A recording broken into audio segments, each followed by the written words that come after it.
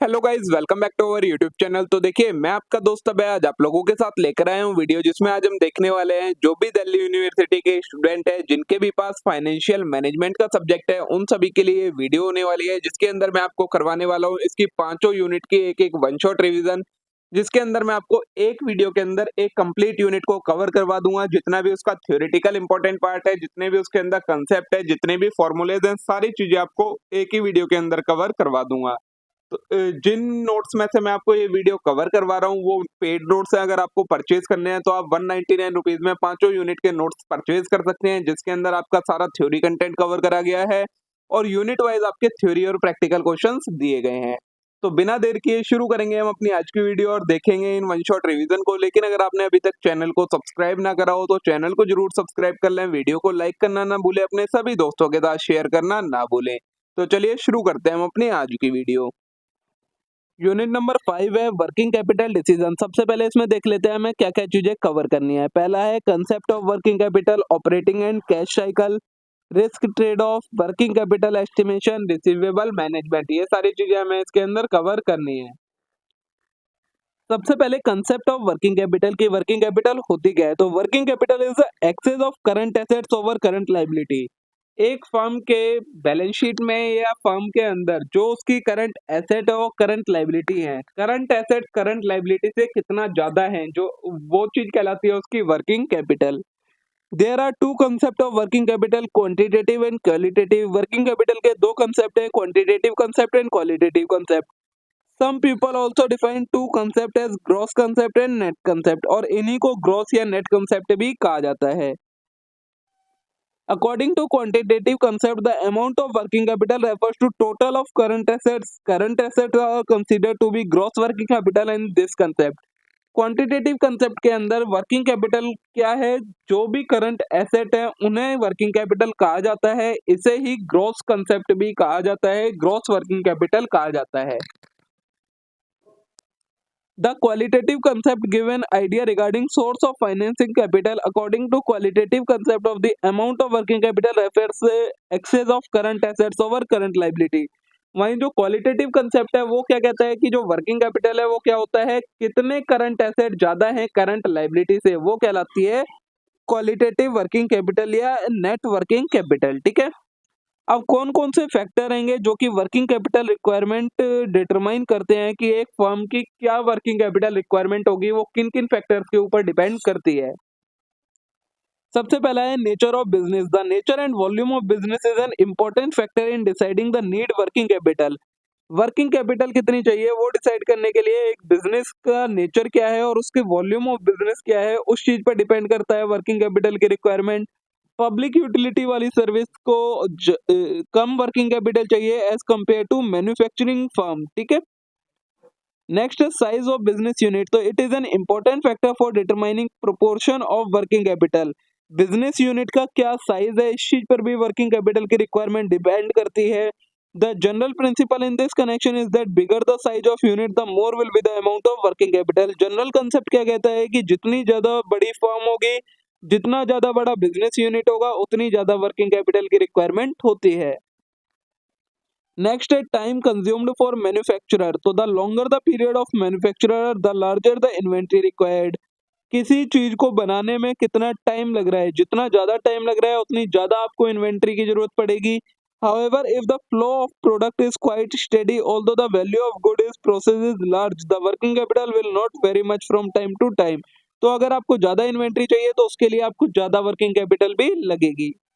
Next है need to store finished goods. तो in business like retail store where unit is required to store finished goods. ऐसे business जैसे कि retail store हो गए, उनमें क्या होता है, जो फिनिश्ड गुड्स है उन्हें स्टोर करके रखने के लिए जरूरत पड़ती है, क्योंकि ऑन डिमांड चाहिए होते हैं कस्टमर को। तो उस केस में आपको ज्यादा वर्किंग कैपिटल की रिक्वायरमेंट होती है।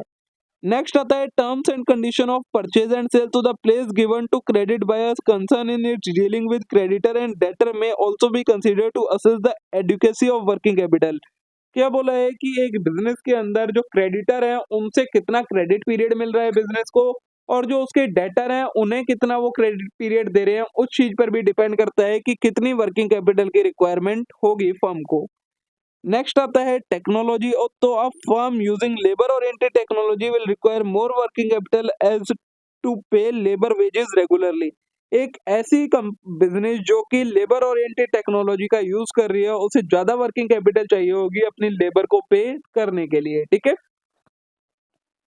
नेक्स्ट कंसेप्ट है हमारा ऑपरेटिंग साइकिल का। तो the duration of time required to complete the sequence of event right from purchase of raw material goods for cash to realization of sale in cash is called operating cycle, working capital cycle और cash cycle। Operating cycle के देखिए कई सारे नाम है, working capital cycle या cash cycle भी हम इसी को कहते हैं। इसके अंदर क्या होता है, जब आपके पास कैश था उससे आपने रॉ मटेरियल मटेरियल परचेज करा, उसे प्रोसेस करा, फिनिश गुड्स बनाया, फिनिश गुड्स बना के उसे मार्केट में सेल करा, और जब आपके पास वापस सेल करने से कैश आ गया, इसका जो पूरा टाइम पीरियड होता है स्टार्टिंग में रॉ मटेरियल परचेजिंग से लेकर सेल होने तक फिनिश गुड्स के, वो जो पीरियड होता है उसे कहा जाता है ऑपरेटिंग साइकिल, वर्किंग या फिर आपका कैश साइकिल, ठीक है। तो the operating cycle consist of following event which continue through out the life of a firm remaining engaged in commercial activity. तो एक ऑपरेटिंग साइकिल के अंदर क्या क्या स्टेप होते हैं, conversion of cash into raw material, cash से आप रॉ मटेरियल परचेज करते हैं, conversion of raw material in work in progress, raw material से वर्क इन प्रोग्रेस बनता है, conversion of work in progress into finished goods, work in progress से finished goods बनते हैं, conversion of finished goods into account receivable and debtor, finished goods से वो debtor में convert होते हैं और फिर डेटर से आपको कैश मिल जाता है। तो ये सारा जो होते हैं स्टेप्स, ये आपके ऑपरेटिंग साइकिल में होते हैं। अब ऑपरेटिंग साइकिल की कैलकुलेशन किस तरीके से होती है, सबसे पहले एडवांस मनी आ जाती है आपकी। एडवांस मनी आप इस फॉर्मूले से कैलकुलेट करते हैं, advance money divided by raw material plus store multiply by 365। फिर आप raw material stock holding period निकालते हैं, raw material divided by purchase multiply by 365 से। वर्क इन प्रोग्रेस का पीरियड निकालते हैं, वर्क इन प्रोग्रेस अपॉन में cost of production multiply by 365। Finished goods का पीरियड निकालते हैं, फिनिश्ड गुड्स अपॉन में cost of goods sold multiply by 365। Debtor का पीरियड निकालते हैं, debtor upon credit sale multiply by 365। Creditor का पीरियड निकालते हैं, क्रेडिटर अपॉन में क्रेडिट परचेज मल्टीप्लाई बाय 365। इससे आपके जब ये सारे पीरियड निकल जाते हैं तो आपका फॉर्मूला होता है ऑपरेटिंग साइकिल का A plus R plus W plus F plus D minus C, जहां पर ओसी का मतलब है ड्यूरेशन ऑफ ऑपरेटिंग साइकिल आपकी निकल के आएगी, ए होती है amount paid for purchase of raw material, फिर आर का मतलब होता है storage of raw material, W का मतलब डब्ल्यूआईपी पीरियड, एफ का मतलब फिनिश गुड्स पीरियड, डी का मतलब डेटर कलेक्शन पीरियड और सी का मतलब क्रेडिटर पेमेंट पीरियड। यहाँ से आपकी ऑपरेटिंग साइकिल के ड्यूरेशन निकल के आ जाती है। फिर नंबर ऑफ ऑपरेटिंग साइकिल एक साल में कितनी होंगी वो कैसे निकालते हैं, तो 365 से जो ये ऑपरेटिंग साइकिल की ड्यूरेशन निकल कर आई है एक की, उससे डिवाइड कर देते हैं, आपकी नंबर ऑफ ऑपरेटिंग साइकिल आ जाएंगी। और अगर आपको AWCR निकालनी हो, एवरेज वर्किंग कैपिटल रिक्वायरमेंट कितनी होगी, तो उसको आप क्या करते हैं, टोटल ऑफ ऑपरेटिंग कॉस्ट को डिवाइड कर देते हैं number of operating cycle in a year से, तो आपकी वर्किंग कैपिटल की रिक्वायरमेंट निकल कर आ जाती है, ठीक है।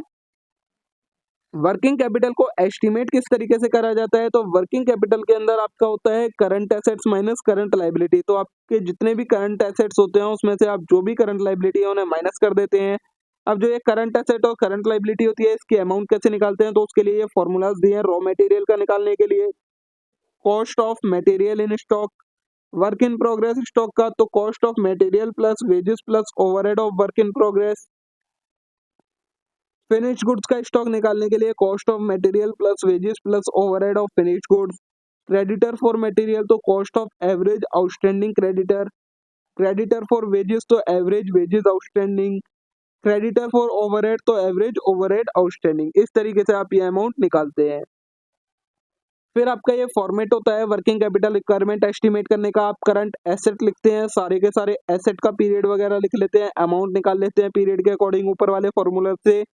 फिर सारी करंट लायबिलिटी लिखते हैं, उनमें से दोनों को माइनस करते हैं तो आपका आ जाता है excess of current assets over current liability. ये या तो आपकी पॉजिटिव फिगर आएगी या नेगेटिव। उसमें अगर आपका कोई सेफ्टी मार्जिन बोला है क्वेश्चन में, उतना सेफ्टी मार्जिन ऐड कर देते हैं तो आपकी नेट वर्किंग कैपिटल रिक्वायरमेंट निकल कर आ जाती है, ठीक है। ये आपको इससे रिलेटेड एग्जांपल दिया है इसी का कि किस तरीके से ये कैलकुलेट करी जाती है। सेकंड एग्जांपल, तो देखिए दोस्तों, यहाँ पर हमारी ये यूनिट नंबर 5 कंप्लीट हो जाती है। बहुत ही ज़्यादा छोटी सी यूनिट है, इससे ज़्यादा आपको इस यूनिट में और कुछ भी करने की ज़रूरत नहीं है। होप सो आप सभी के लिए वीडियो यूज़फुल रही होगी। वीडियो अच्छी लगी हो, वीडियो को लाइक करना मत भूलिएगा। चैनल को ज़रूर सब्सक्राइब कर लेना इस टाइप के और कंटेंट के लिए। अब हम मिलते हैं नेक्स्ट वीडियो में। Thank you.